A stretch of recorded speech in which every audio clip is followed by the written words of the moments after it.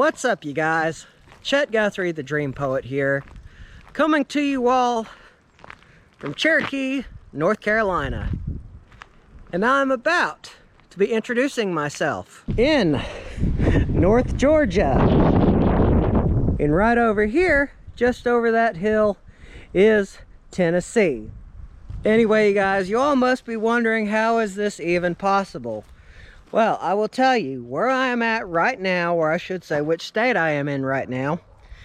There is an area, or in this area, these states, Tennessee, Georgia, and North Carolina, they all intersect into one area. And it is all shown in this big stone marker right here. We are in North Carolina. Right here is Fannin County, Georgia. And right here is Tennessee. Now, the owners, from what I was hearing, there was a nice lady. Her name was Alice. She's one of the owners, and she was explaining to me about how all this came to be. You see, her father, he was the one who originally purchased this land. And they had a surveyor come out, I think she said it was about the 60s or the 70s. And when he did all this, this is when they found out that all three of these states came together. And actually, this is the only property left in the state where such a phenomenon happens on private property. Now, Miss Alice was telling me that before her father passed away about 2 years ago, he would actually let people go just over this hill to the actual marker to where all these three states intersect. However, as time went on, by the way, this family does a lot of cattle farming. People would often forget to close this gate. And what would happen? The cattle would get out. So anyway, Miss Alice's father, he placed this marker on this stone right here, which essentially it is correct, maybe by a few hundred feet. But this is awesome. This is really cool. But anyway, you guys, why we are here is today we are going down to Mineral Bluff, Georgia to see the old Mineral Bluff train depot, which was erected sometime in the 1880s. And for the most part, the railroad line that runs right beside it is obsolete. It's technically not abandoned, but we'll talk about that here in a moment. So with anyway, you guys, without further ado, let's get to it. I touched North Carolina, Georgia, and Tennessee at 3 separate times. This is why I love my part of the US, you guys. This is epic.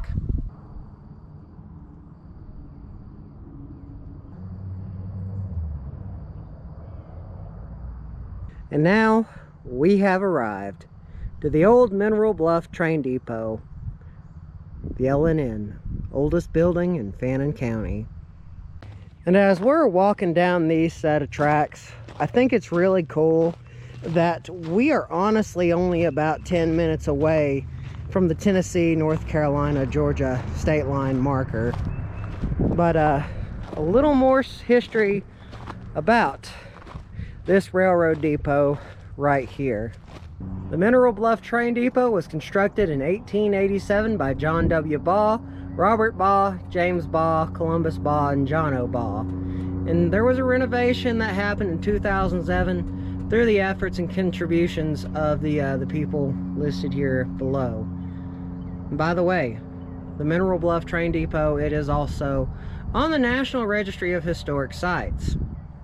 And just look at that sign. That is really cool. This building right here, it'll make you feel like you've stepped back in time. Now, one of the cool things about this old train depot is that just beyond these walls, it is closed today, by the way, there is a giant train display. Like one of those big giant toy train displays. It's really cool. I saw some photos of it online, and it is impressive in its own right. We'll have to check it out next time. But again, here is an old historical marker. Mineral Bluff Depot, built 1887. This property is listed on the National Registry of Historic Sites. Now let's go around the other end. There is a really cool old school boxcar that is out here. I kind of wish maybe they had an old school locomotive to go behind here as well, but you know, that might be something on their to-do list. But just think, way back when, before these chairs were here, before any of this was here, people would be making these old school ticket purchases, and they would be riding the rails all through North Georgia and throughout the South.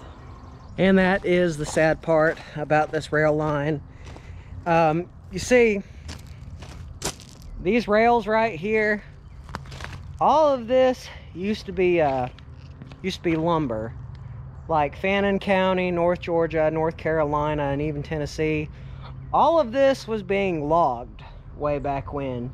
In parts like Fannin County, Mineral Bluff, this is where these lumber trains would come in. They would take the lumber and they would head down south, places like Atlanta, or these sawmills. And when all of that dried up, well, sadly, it took Mineral Bluff's train slash railroad work field with it as well.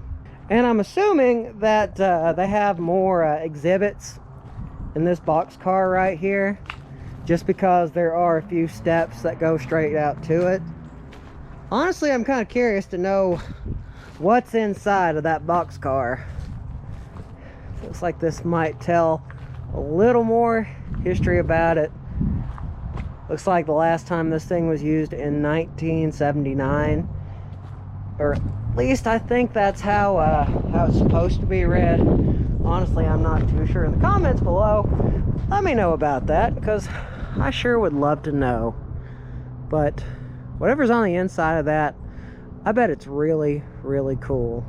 Now, I was kind of doing my research, but if we keep on following these sets of abandoned rail line, we will come across an old railroad bridge.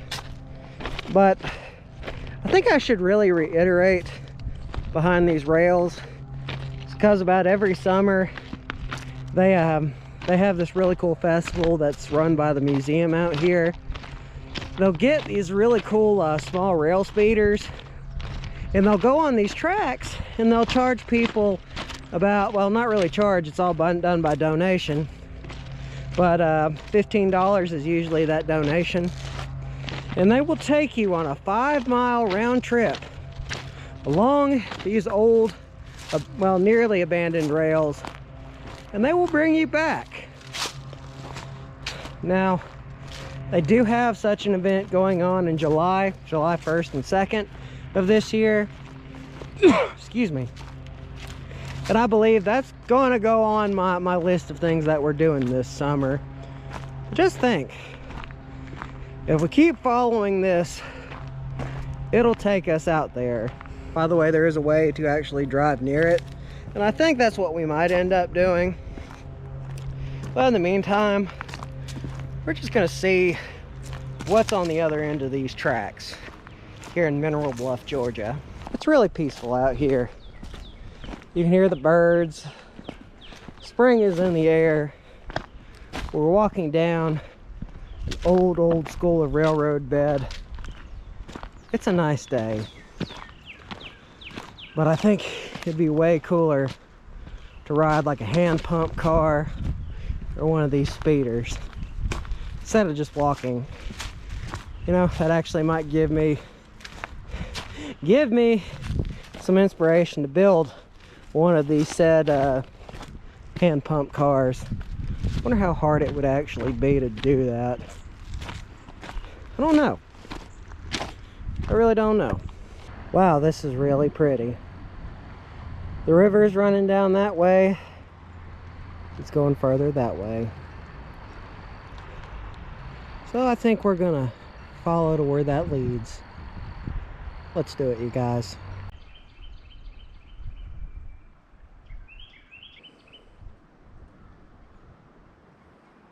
Not far from the old train depot is this old train bridge, which that makes this old dirt road right here the original railroad tracks that would go down into this area.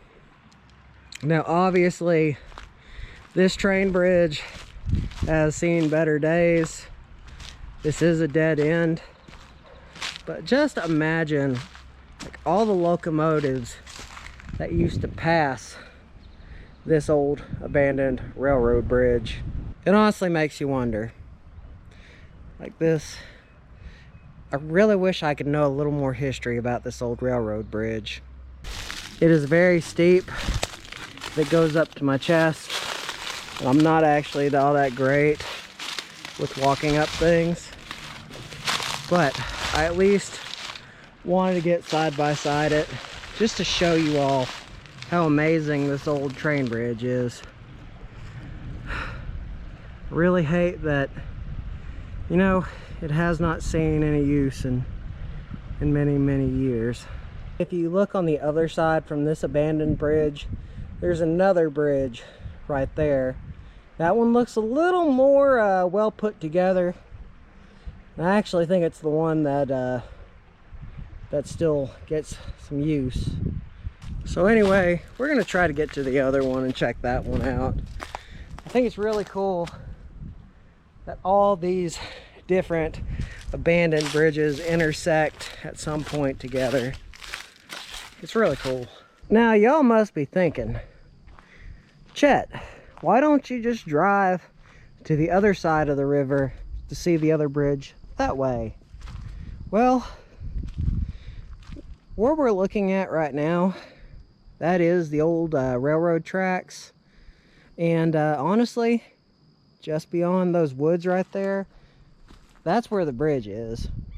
So I figured instead of walking all the way back, we're just gonna walk down this hill.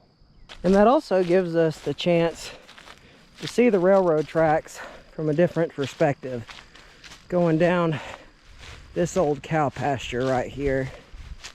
It's really pretty, very peaceful. Just think, at a time, different place, this was so much different. Imagine how many times a day an old steam-breathing giant would be running through the mountains with lumber, also carrying some passengers on down to Atlanta and the other places of Georgia and the South. Nowadays, it just sits in a quiet cow field. And just like that, we are now in a very picturesque part of Georgia. So let's get back to walking, shall we? We're gonna go see this old abandoned bridge. Once you have it, here is the bridge, or at least the one that is better taken care of. Aside from the one that we just saw, this is the rail line that gets used more often. Just check out this really beautiful bridge. It is obvious that this one's being taken care of quite a bit, like, and really well too. So I'd probably say this bridge is at least 100 years old, but it's being taken care of. So that's the important part. And honestly, I'm trying to be very careful, because this is why, yes, one slip and I am in the river, and I do not want to get wet. That would not be good. Not good at all. And speaking of that, there is the bridge that we just now came from. Honestly, it just does not look all that safe. So I don't think we're going to attempt it today, but I just think it's cool that it's all the way over there. And you got to think, that is a story all its own. And you got to think that at one point, the trains, or I should say the tracks, intersected and ran on this side of the river. And they probably came together probably somewhere around there. This honestly reminds me a lot of the that old abandoned train wreck that's out in Scott County. That one actually did very well. I'm surprised that it blew up the way it did. I mean, it got to like 128,000 subscribers, which is a lot. But that's honestly the kind of vibe these old train tracks are putting off. Very much. So you guys, I think this is going to be the end of another vlog for another day. It was a lot of fun to get out here, and a lot of interesting history in this area, especially getting to stand in 3 different states at once. Just something really cool to think about. But anyway, you guys, as we're crossing this bridge one more time, I think this is going to be the end of another vlog. But you know, I think we're going to stop at one more place today. Somewhere that is really cool, and it is in my neck of the woods. You'll be impressed by it, I assure you. I assure you.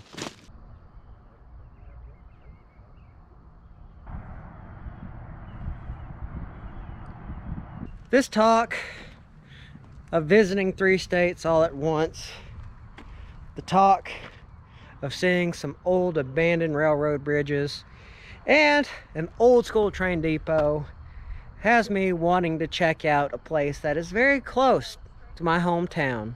And that is the Ocoee Dam #1. Much like the western half of the United States that have dams that are way larger, there are other dams that are here in my neck of the woods. Ocoee Dam #1 is a part of 3 different dams, and what they do is they give hydroelectric power to about 5-6 different states throughout this part of this region. In fact, here's a map that kind of shows where all this hydroelectric power goes to. It goes to Alabama, Mississippi, Georgia, part of North Carolina, all of Tennessee, and part of Kentucky. But I figured, since we were checking out what used to be a main source of old school power, like lumber and whatnot, the railroads, I figured we would check out what is here at Sugarloaf Mountain Park. And by the way, here are all the different dams that are here in this region. You've got Fort Loudon, you've got the Nantahala, you've got Fontana Dam. By the way, there's an interesting piece of history with Fontana Dam. My great-grandfather was a welder at Fontana Dam. And if I'm not mistaken, I believe my grandfather and well, I know I'd have to do my research on that. But anyway, this is a big metal sign that shows all the different dams that power this entire area. And this is really cool. This is some old photos of what the Ocoee Dam once looked like, or what it looks like on the inside. But at one time, it was known as the Dynamo of Dixie. It was created in 1912, and over the years, the powerhouse electrical and mechanic equipment has been replaced with newer turbine generators and controls. Apparently, it produces over 19,200 kilowatts. In fact, here are some old school generators that once came from the powerhouse. Just check out the size of these things. These things are about as big as I am. And if you look right there, there are some old school grinding wheels. So just imagine how much water could be pushed through these big giant turbines. It's crazy to think of where we have come from in the power electrical industry. Danger, flashing lights, sounding of sirens, meaning rising in dangerous waters. Attention, Sirens will be turned off at night. Only lights will be activated. Good to know. Very much good to know. Kind of interested to see it a little bit more up close. By the way, just check out those big giant electric well, I'm not sure what you'd call them exactly, but yeah, looks like we can actually get more close up to it. Oh, now this is cool. Dude, I did not know you could go and get this close up to the dam. This is rather new stuff on my end. Huh. This is really cool. I did not know. Huh. We could get out this far. Obviously, it looks like there's a few people out here. Dude, this is incredible.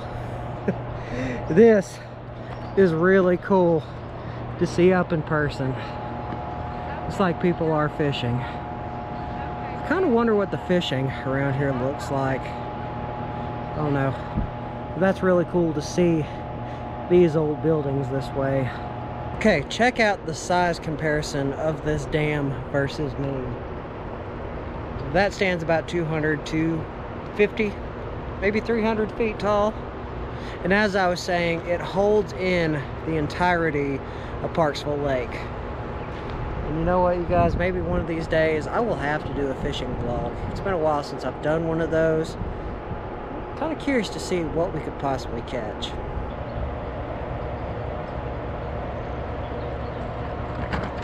And once you have it, they also have a life ring. So I guess just in case if the water rises without warning, you have something that will save you, or at least halfway save you. More than likely halfway save you. This is interesting. Look at the water that is gushing out of this part of the dam. Probably just a little bit of leakage, but probably nothing too serious to worry about, I should say. What would it be like to inner tube that? Okay, that it was a first for me. I did not know you could walk back that far. Now, before we end this vlog, you guys, we're going to stop by the old railroad bridge that's out here at the park. Okay, now that we're on our way to the old railroad bridge here, I actually got it wrong. It's actually 135 feet high, which I was off pretty badly. My apologies for that. But it is 840 feet long. And in 1910, when the dam was being constructed, apparently it was the first things that were used were large timbers and boughs of evergreen. And then they started throwing in the concrete. And as we were looking at some old train bridges today, I figured we'd stop at this abandoned railroad bridge. Quite honestly, it too has not seen a lot of use. Unfortunately, with the changing of the times, well, like the rail line in Mineral Bluff, Georgia, this line died too. And quite honestly, looks like it does not go much further than that. By the way, keep off, no climbing. That's bad. But anyway, guys, this is going to be another vlog for another day. This was a fun trip. I know the most previous vlog, that was the very end of my North Carolina birthday road trip series. By the way, it went over very well. Thank you all for your responses. Always makes me feel good.